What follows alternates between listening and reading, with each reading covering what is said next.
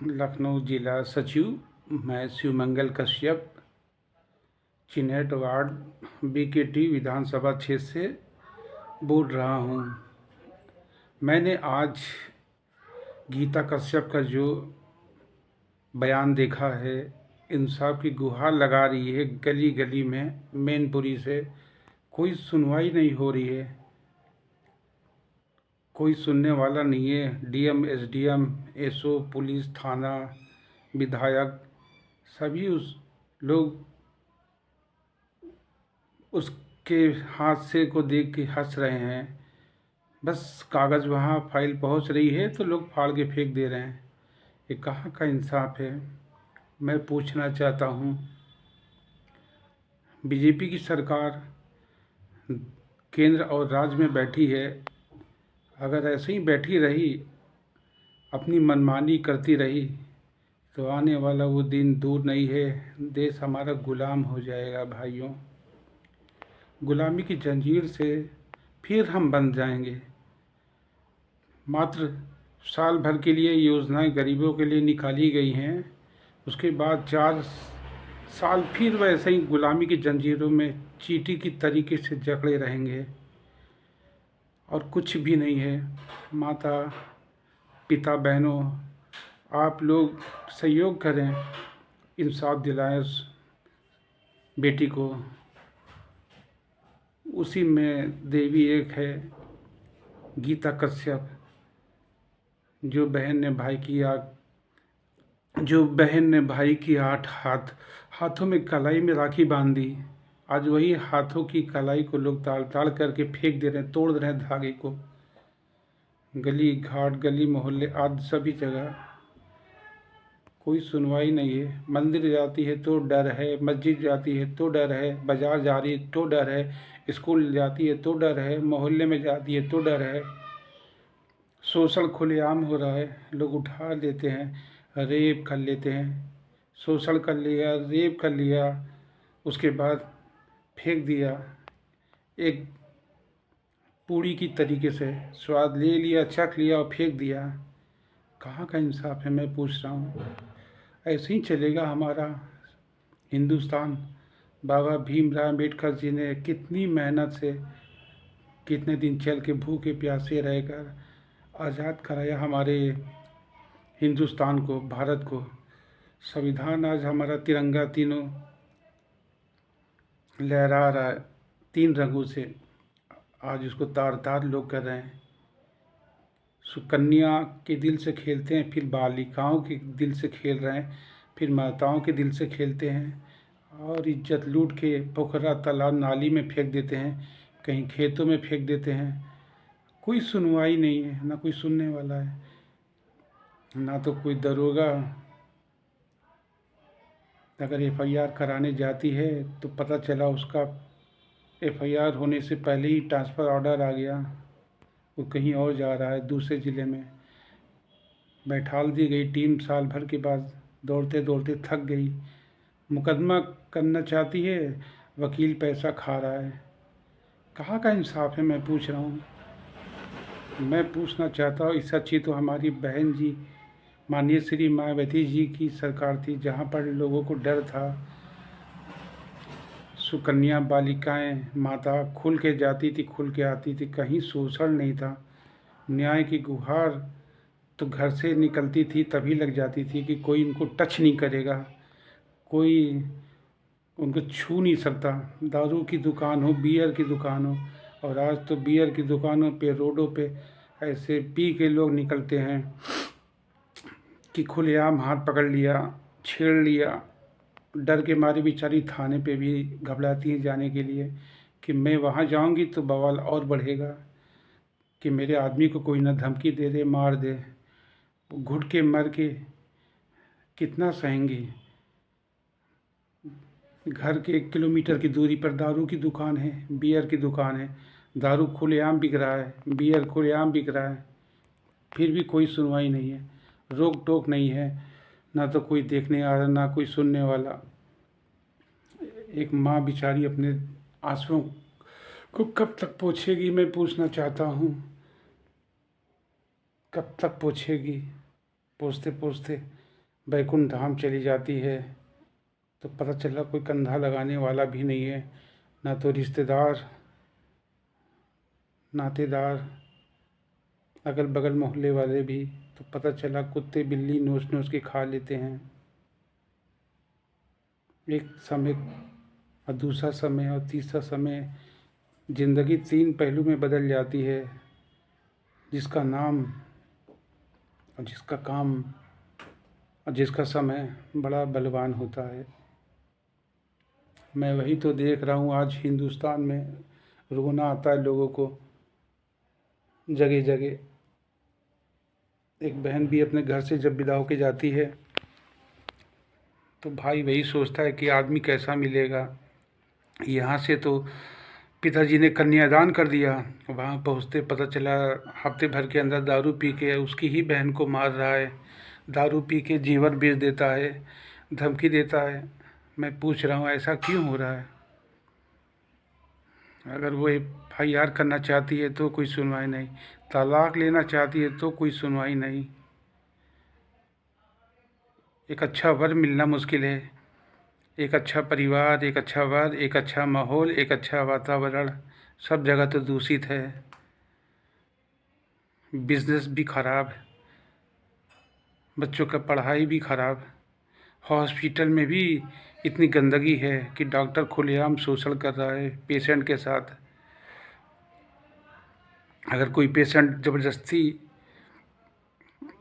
क्या कहते हैं दवा लेना चाहता है, ज़बरदस्ती करना चाहता है, कोई पेशेंट हॉस्पिटल में ज़बरदस्ती करके अपनी बात को रखना चाहता है तो सरकारी डॉक्टर उनके सामने बस एक ही सवाल करता है कि आप रुकिए मैं उनको देख लेता हूँ। पता चला नशे का इंजेक्शन देकर इज्जत से खेल लेता है, ज़बरदस्ती इज्जत से खेल गया। और फिर 2 घंटे के बाद बाहर पता चला कि वो ख़त्म हो गया हॉस्पिटल के अंदर। जब डेड बॉडी की बात आती है लेने के लिए तो ज़बरदस्ती उसी बॉडी पर बवाल उठता है। ना तो डॉक्टर देने को तैयार है, ना तो दोबारा FIR होने की बात आती है, धरना प्रदर्शन आता है। उसके बाद पुलिस को बुलाया जाता है, पुलिस प्रशासन को, कि यहाँ पर आदमी ख़त्म हो गया। ये कहाँ के न्याय है बताइए? पार्कों में भी वही दिखा देता है। एक पार्क में जब बहन जाती है घूमने के लिए तो वहाँ भी डर है, खुलेआम है। बीजेपी की सरकार में शोषण भैया मेरे, सोच समझ कर चलना। सरकार बनानी है तो आगे कदम सही रखना। चूहा बिल्ली का खेल अब मत खेलो, जागो और जगाओ। आंदोलन आंदोलन ऐसा बनाओ कि जो लोग सच्चाई की ताकत को समझ सके। ठीक है भाइयों और बहनों, हमारा कश्यप समाज आज जाग गया है। 95% सुहेलदेव भारतीय समाज पार्टी ने आंदोलन किया तो आज अपनी सरकार बना के देखिए भाजपा में बैठी है। डॉक्टर संजय निषाद ने भी सच्ची राह को पकड़ी तो आज कहाँ बैठी है। ठीक उसी प्रकार से ऋषिवादी कश्यप, फूलन जनता देवी पार्टी भी आज इंसाफ मांग रही है तो इंसाफ देने को तैयार नहीं। फूलन देवी जनता पार्टी ने भी कितना संघर्ष किया, फूलन देवी ने भी अपनी जान और बलिदान दोनों को समर्पण किया देश के लिए। देश ने क्या किया? कुछ नहीं। हिंदुस्तान ने कुछ नहीं। ये कब तक चलेगा मैं पूछना चाहता हूँ। इस पर आवाज़ उठाइए, समय बहुत है अभी, नहीं तो आने वाला वो सत्र दूर नहीं है। चींटी के तले दब दब के मरते जाओगे। जैसे एक मछली मंडी में मछली काटी जाती है सिर्फ वैसे कटोगे। भेड़, बकरी, मुर्गा ठीक उसी तरह काटे जाओगे और गली गली में खून दिखाई देगा, सिर्फ खून और कुछ नहीं। पानी ख़त्म होने लगेगा, पानी महंगा की बल्कि पानी सस्ता है लेकिन खून बहुत महंगा हो गया, क्योंकि गली में खून काट के ही मीट निकल रहा है। मछली काट दी, खून बह गया, फिर उसका नोच के मांस लोग खा रहे हैं। बकरी है, उसका गला काट दिया, उसका मांस खा रहे हैं।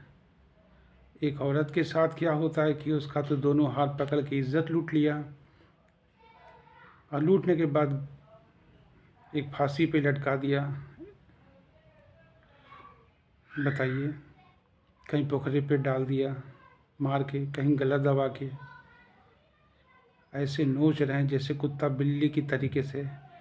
अगर उनकी बहन सगी हो या उनकी माँ हो, तब उन्हें दर्द महसूस हो कि मेरी बहन के साथ ऐसा हुआ है, मेरी माता के साथ ऐसा हुआ, लेकिन उनका दर्द कहाँ मालूम चलेगा। बैठे हैं सम्राट बन के सिंहासन पर, गरीब आज गरीब हो गया, अमीर अमीर हो गया। मैं पूछ रहा हूँ ये सब कि पीछे मैंने अपनी आवाज़ को उठाया है। शिवमंगल कश्यप चिन्हट का निवासी हूँ, और मेरी आवाज़ को बुलंद करें आप लोग। बुलंद करेंगे हर चैनल पर, हर जगह पर। हर माता बहन के दिल में प्यार बसाइए, और दिन दुगनी रात चौगनी करिए। गलती जहाँ पर हो वहाँ सुधार करिए। एक बार नहीं, दो बार नहीं, 3 बार, लेकिन सुधार करने का प्रयास करिए। दिन हो रात हो, बहन को बहन का दर्जा दिया जाए, माता का माता का दर्जा दिया जाए। शादी ब्याह पार्टी में कहीं जा रही है तो उसको मान सम्मान इज्जत के साथ उसके घर पहुंचाया जाए, ना कि गंदी निगाहों के साथ। ना कि एक बियर की बोतल उसके हाथ में पकड़ा दी और पीता हुआ आपके घर छोड़ने जा रहा है वो पुलिस वाला। 112 नंबर की गाड़ी में बैठा है लेकिन छोड़ने जा रहा है। हेल्प मांगती है तो पता चला उसको धमकी दी जा रही है। गंदी निगाहों से देखा जाता है। ये कहाँ का न्याय है। बात करो तो बड़ी बड़ी बातें सब करते हैं, लेकिन कोई सुनने वाला नहीं है। इतना बड़ा हिंदुस्तान, 25 करोड़ की जनता आज भूखे मर रही है, पेट नहीं भरा है। बताइए, तन मन धन नंगा नाच नचा रहे बीजेपी वाले आम जनता को। शोषण हो रहा है खुलेआम, और कुछ नहीं। आवाज़ उठाओगे तभी संविधान और हमारे इस स्वतंत्रता और इस को देखने को मिलेगा। डॉक्टर भीमराव अंबेडकर जी ने जो कहा था कि आज़ादी तो मैं दे दूंगा, लेकिन इसको संभालना तुम्हें है। इसका ताज हर एक मनुष्य के सर पे तभी होगा, और उसमें वही दिखाई देंगे। उनकी बात, उनकी वाणी, उनका रूप, आत्मा तो सदा अमर रहती है, लेकिन सच्चाई हमेशा कड़वी होती है। उस कड़वी बात को सबके सामने रखो, चाहे दिन हो या रात, रात हो या दिन, क्योंकि आने वाला वक्त बहुत ख़राब होगा, बहुत इससे ज़्यादा ही ख़राब होगा।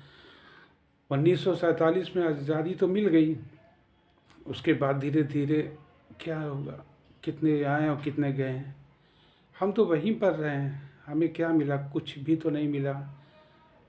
बस दिन दिन बीमारी, दर्द, घुटन, और कुछ नहीं। हम तो हंसाना चाहते हैं तो हंस नहीं पाते हैं, और हमें रुलाया जाता है। खाना चाहते तो खिलाना नहीं, बीमारी खिलाते हैं। इतना गंदा गंदा वातावरण है। बताइए, कोई सुनवाई नहीं है। चाहे वो नगर निगम का अधिकारी हो, चाहे वो केंद्र सरकार का हो, चाहे राज्य सरकार का हो, चाहे वो भारत सरकार का हो, कहीं पे भी किसी डिपार्टमेंट में सुनवाई नहीं है। इस पर सवाल उठाओ भाइयों और बहनों, और अपनी मांग को रखो। मैं आपके साथ हूँ, माननीय शिवमंगल कश्यप, और हमारा नंबर है 9984907878, और ये व्हाट्सएप नंबर है। आपको अगर कोई परेशानी या कोई पीड़ा होती है तो अपने दिल की बात हमसे कहें, मैं आपके साथ हूँ। आप एक कदम चलेंगे तो मैं आपके साथ 4 कदम चलने को तैयार हूँ, क्योंकि सच्ची यात्रा तो बैकुंठ धाम है। यहाँ हम आए हैं केवल इंसाफ करने, न्याय करने और हंसाने हंसने के लिए, ना कि किसी को दर्द पीड़ा देने के लिए। ना कुछ लेके जाएंगे तो भाई भाई का प्यार एक रहेगा, बहन भाई का प्यार रहेगा, माँ बेटे का प्यार रहेगा, ना कि दौलत हमारे साथ है तो केवल प्यार, मोहब्बत, बस और कुछ नहीं है इस दुनिया में। जीना है तो शान से जीना, घुट घुट के कभी ना जीना। बस सबसे बड़ी दौलत है चार कंधों का सहारा, जो मिल जाए हमको बैकुंठ धाम तक, बस और कुछ नहीं। बैकुंठ धाम में जो सहारा मिल गया, अपने स्थान मंजिल पहुंच गए, वही सबसे बड़ी दौलत है भाइयों, और कुछ नहीं। ना कुछ लेके आए थे, ना कुछ लेके जाएंगे। ठीक है, मेरी बात पर विचार करो। यही बात आपके काम आएगी आने वाले भविष्य में काम आएगी, फिर आपके बच्चों के काम आएगी। ठीक है भाइयों, इसलिए कभी तन मन धन पे ना मरो, ना दौलत पे मरो। मरना है तो इंसानियत पे मरो, सिर्फ इंसानियत।